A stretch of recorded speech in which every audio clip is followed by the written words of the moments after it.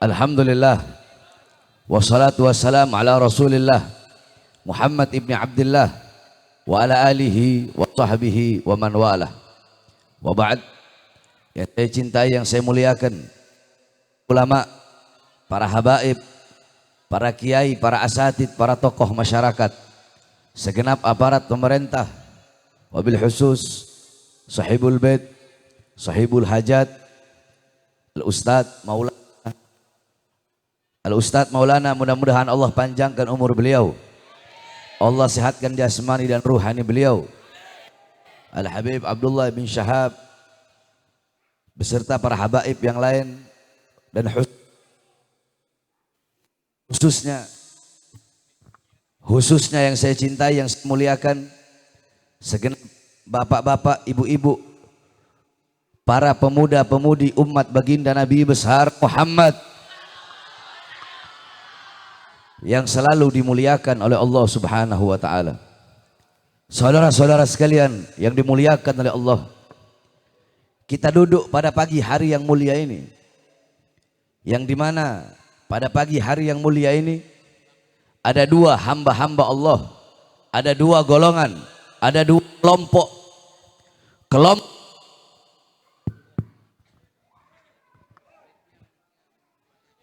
Kelompok yang pertama, golongan yang pertama adalah kelompok golongan hamba-hamba yang pada malam hari ini, pada pagi hari ini, mereka sibuk dengan perbuatan dosa, perbuatan maksiat, mungkarat, dalalat, sayyiat, mukhalafat. Mereka lupa dan lalai kepada Allah Subhanahu wa ta'ala. Golongan yang kedua, di saat golongan-golongan, di saat kelompok-kelompok yang lain, di saat hamba-hamba yang lain, mereka terlena dalam perbuatan dosanya, mereka sibuk dalam perbuatan maksiatnya, ada sekelompok hamba, ada sekelompok golongan, yang dimana golongan dan kelompok ini di saat hamba-hamba yang lain sibuk dalam perbuatan dosa, hamba-hamba ini sibuk untuk berbuat taat kepada Allah, sibuk untuk taat kepada Allah. Lidah mereka basah dengan berzikir, dengan bersolawat kepada baginda Nabi besar Muhammad sallallahu alaihi wasallam. Alhamdulillah, kita bersyukur kepada Allah.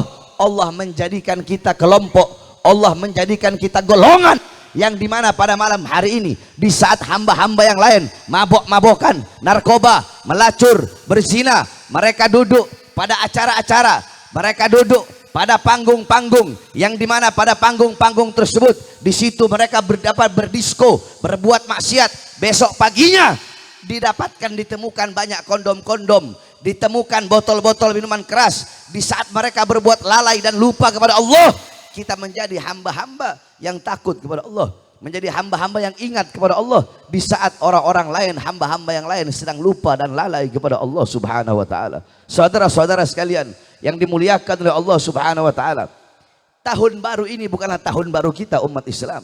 Tahun baru ini bukanlah tahun baru kita. Banyak di Indonesia, bukan hanya di kota-kota, akan tetapi di kampung-kampung, di desa-desa, ketika malam tahun baru Masehi, mereka ikut merayakan. Bukan hanya merayakan saja, tetapi mereka merayakan malam tahun baru Masehi dengan perbuatan dosa, dengan perbuatan maksiat, ikhtilat, bercampur laki-laki dan perempuan di panggung-panggung dosa, di panggung-panggung maksiat, mabok-mabokan di situ, melacur di situ, berzinah di situ. Yang mereka ikuti adalah budaya-budaya barat, yang mereka ikuti adalah adat istiadat barat, perayaan orang-orang barat, yang dimana qala Rasul, man tasyabbaha biqaumin fahuwa minhum. Barang siapa yang menyerupai suatu kaum, maka ia sama dengan kaum tersebut. Barang siapa yang menyerupai, mengikuti suatu kaum, maka ia sama dengan kaum tersebut. Kalau yang engkau ikuti orang-orang barat, yang engkau ikuti orang-orang barat, engkau merayakan perayaan orang-orang barat,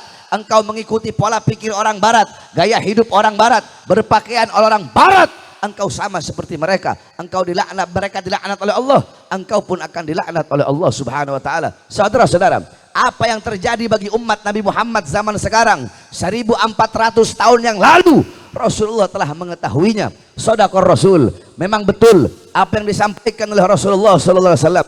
Apa kata Rasulullah? La tattabi'unna sadana aw sunanal ladzina min qablikum shibran bi shibrin wa dhira'an bi dhira'in hatta law dakhalu fi hujri dhab la taba'tumuhum Qulna ya Rasulullah al-yahud wan nasara. Qala man. Kata Rasulullah sungguh nanti akan ada di akhir zaman umat setelah kalian, yang dimana umat tersebut akan mengikuti umat-umat sebelum mereka, sejengkal demi sejengkal, selangkah demi selangkah.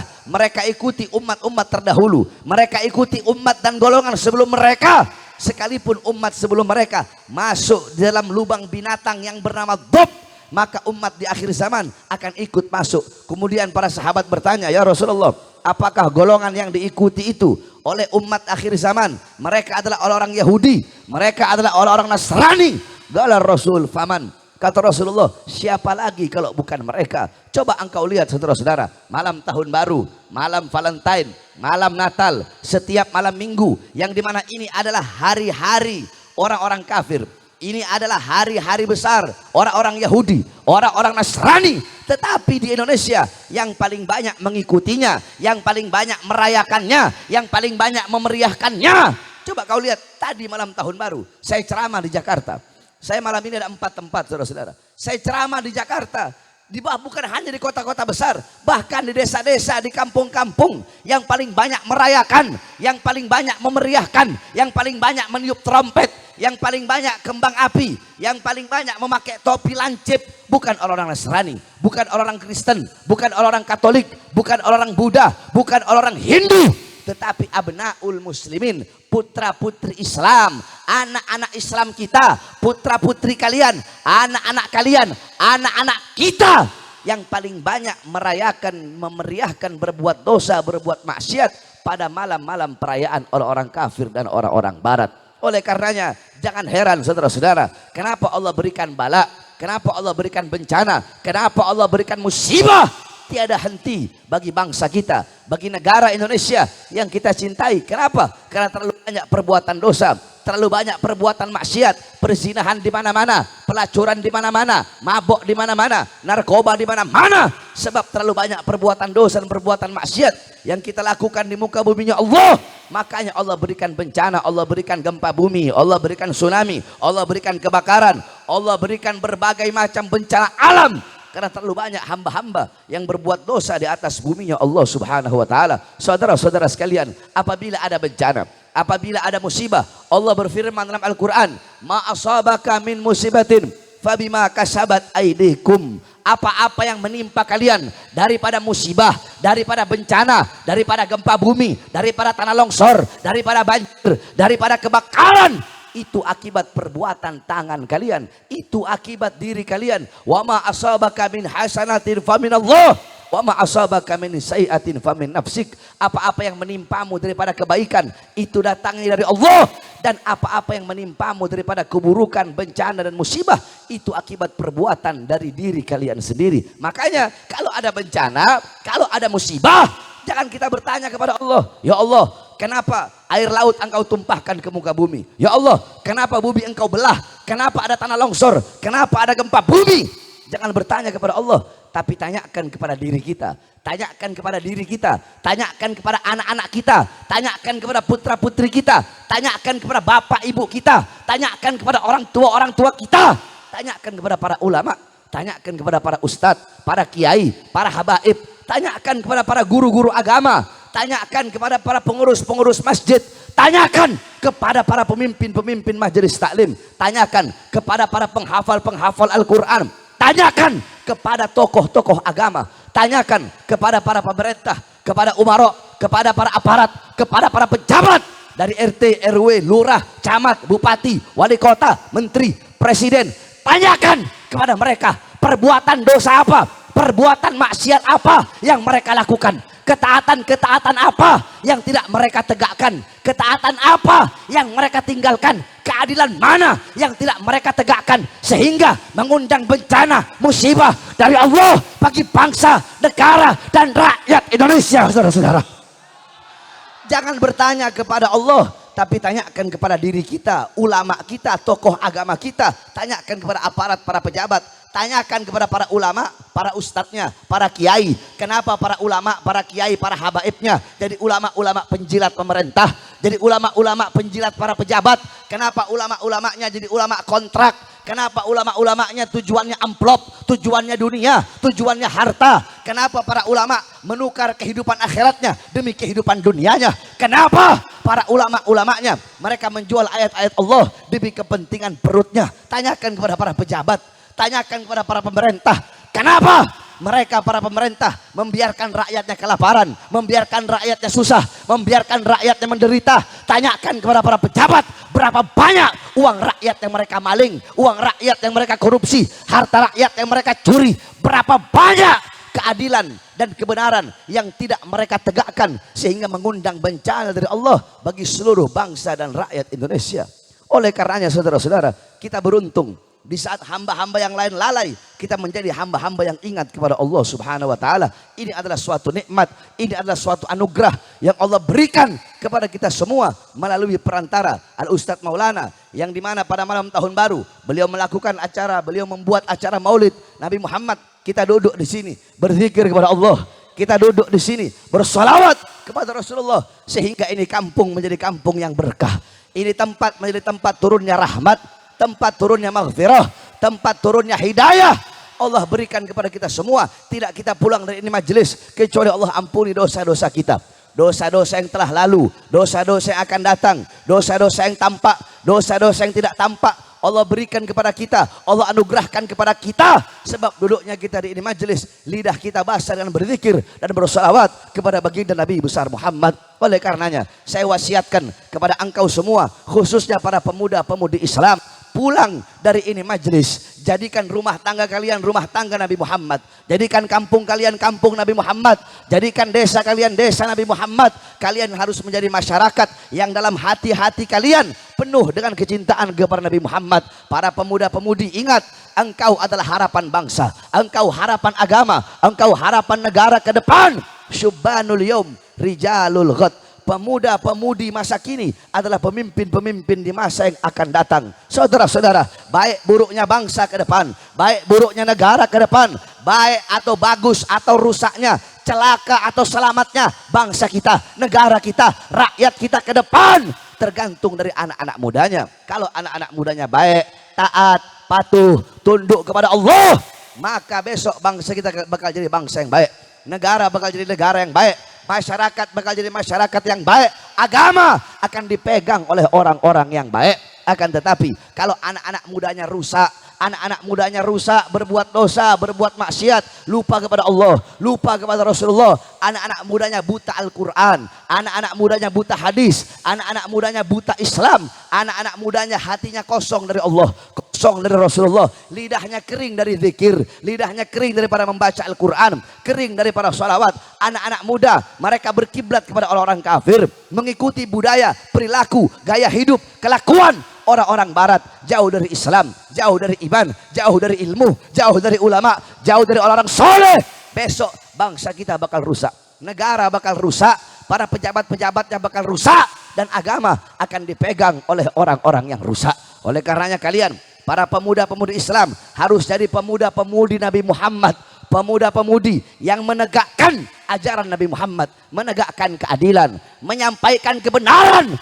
Jangan pernah engkau takut untuk menegakkan keadilan, menyampaikan kebenaran. Jangan takut, jangan pernah engkau tunduk kepada kezaliman, jangan pernah engkau tunduk kepada kemungkaran, jangan pernah engkau tunduk kepada kesewenang-wenangan, jangan pernah engkau tunduk kepada kemaksiatan. Lawan kezaliman, lawan kemungkaran dari manapun datangnya, siapapun pelakunya, jangan pernah engkau tunduk. Saudara-saudara sekalian yang dimuliakan oleh Allah Subhanahu wa taala, sebagaimana yang kalian ketahui, saya Bahar bin Ali bin Smith baru sekitar 3 bulan yang lalu saya keluar dari penjara. Saya berkali-kali masuk penjara, keluar masuk penjara. 2010, 2009 saya di penjara, 2010 saya di penjara, 2011, 2012, 2018 saya masuk penjara lagi, 2020 saya bebas, 2020 saya keluar, baru 2 hari saya bebas, baru 2 hari saya keluar sudah masuk penjara. Saya dibawa ke Nusa Kambangan, saudara-saudara. Tangan saya diborgol, perut saya diborgol, kaki saya diborgol.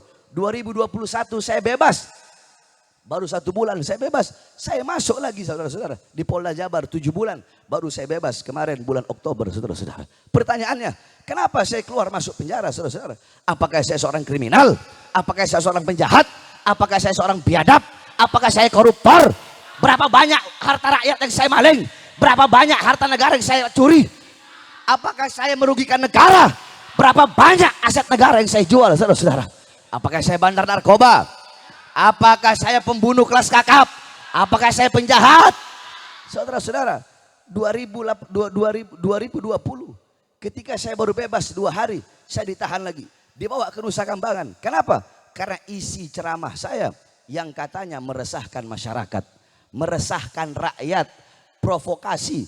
Pertanyaannya, apa isi ceramah yang dikatakan meresahkan masyarakat?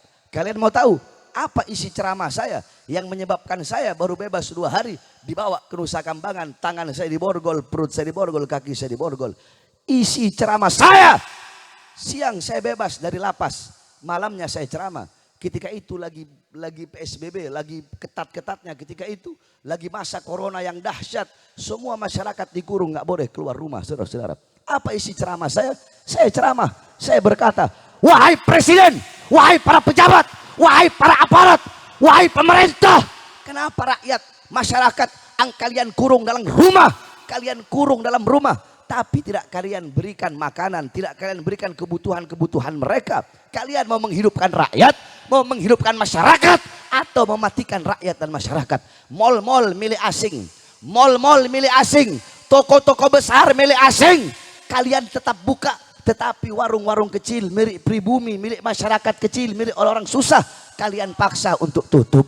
Berapa banyak tenaga kerja dari asing, sedangkan di Indonesia banyak masyarakatnya, banyak rakyatnya, banyak pemuda-pemudinya yang pengangguran, yang tidak kerja, tetapi tenaga kerja terus kalian kirim dari asing. Saudara-saudara, saya tanya, apakah ceramah seperti itu meresahkan?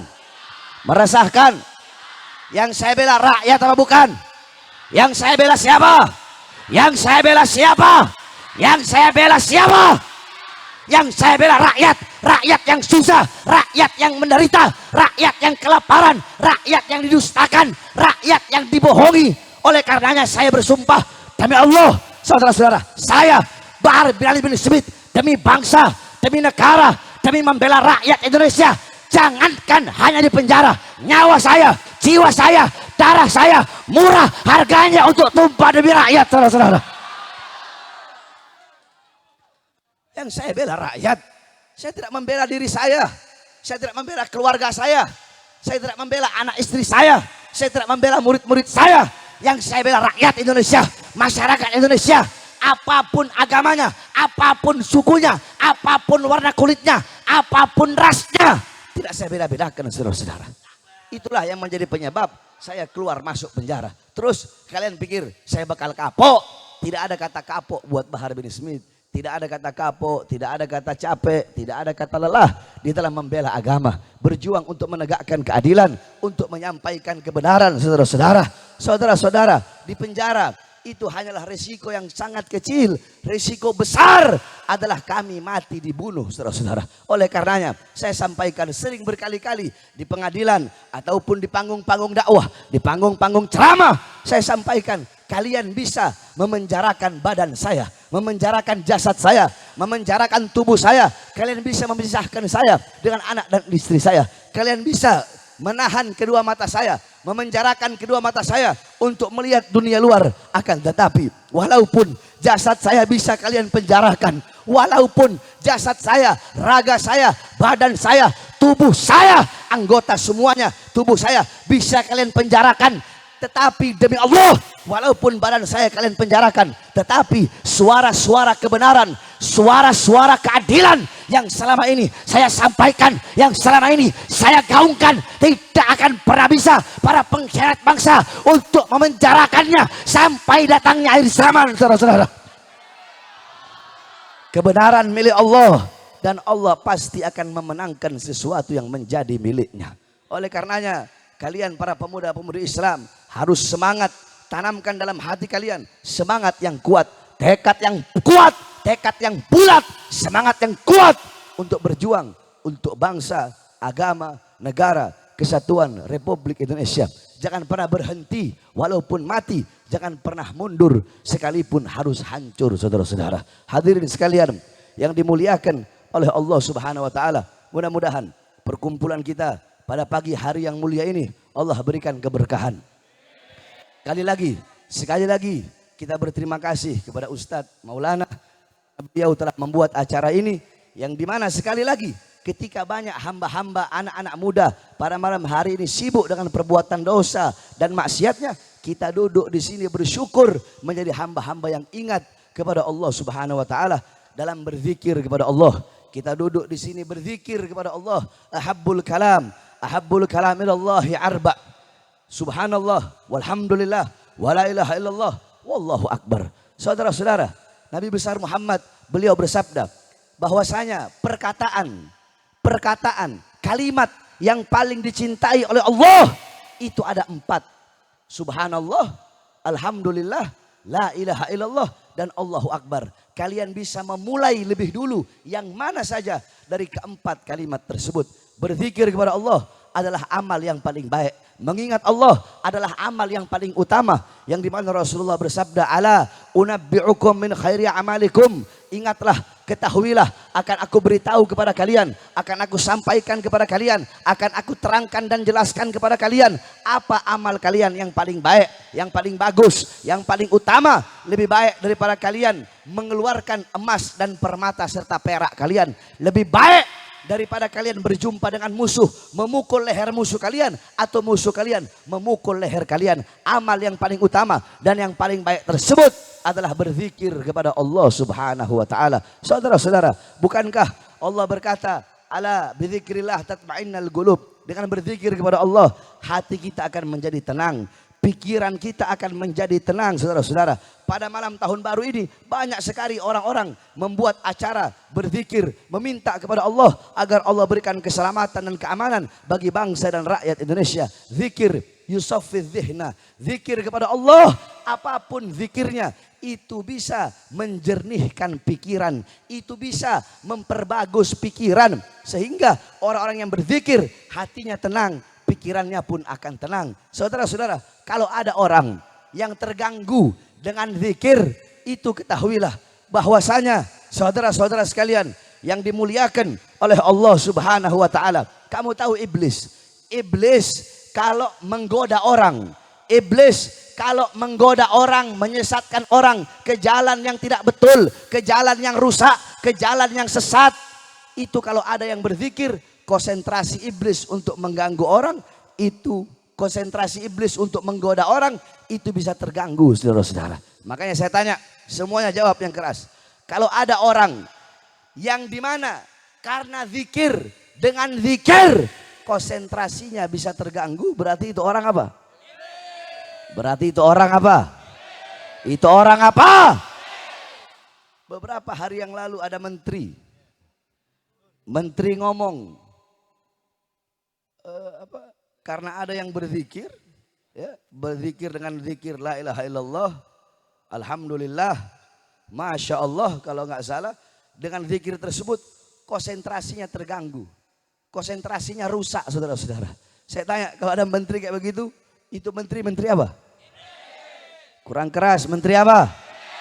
Menteri apa? Pinter apa bodoh? Pinter apa goblok? Menteri apa? Menteri apa? Siapapun yang konsentrasinya terganggu dengan zikir berarti siapa? Siapa?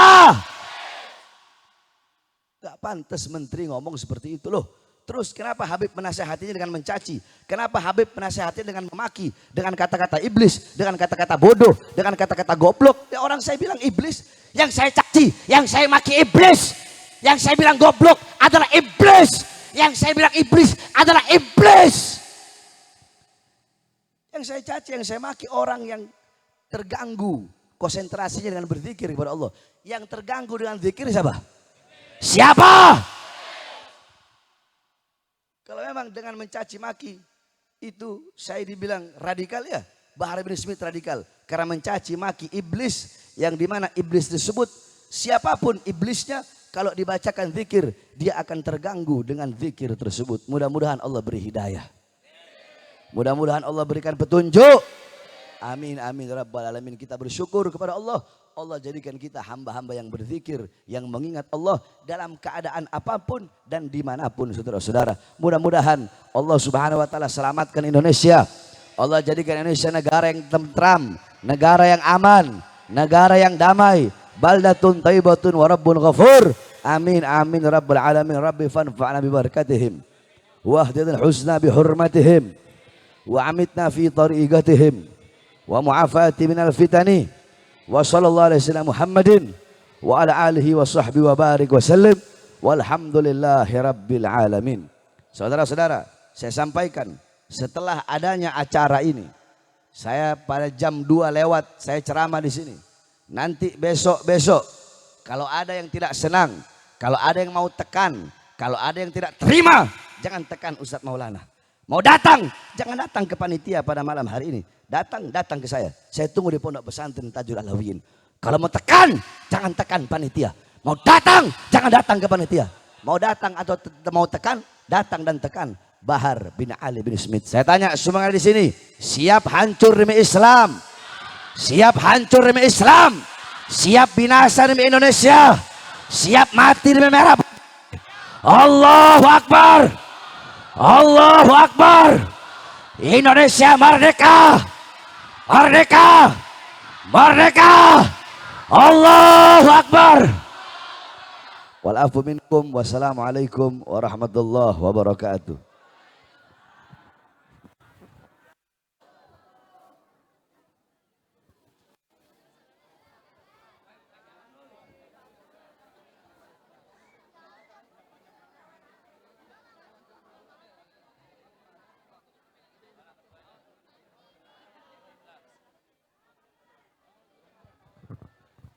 Waalaikumsalam warahmatullahi wabarakatuh.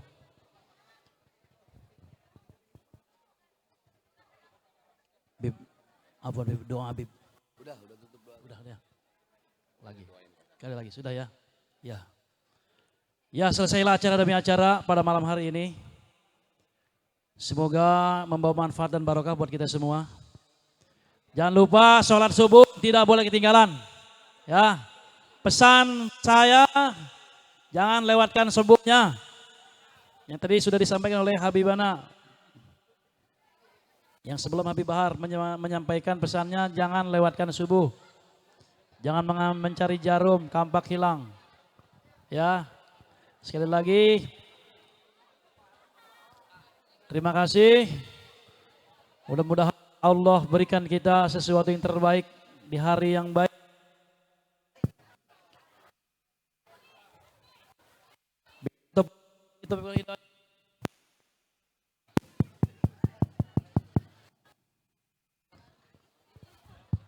Assalamualaikum warahmatullahi wabarakatuh.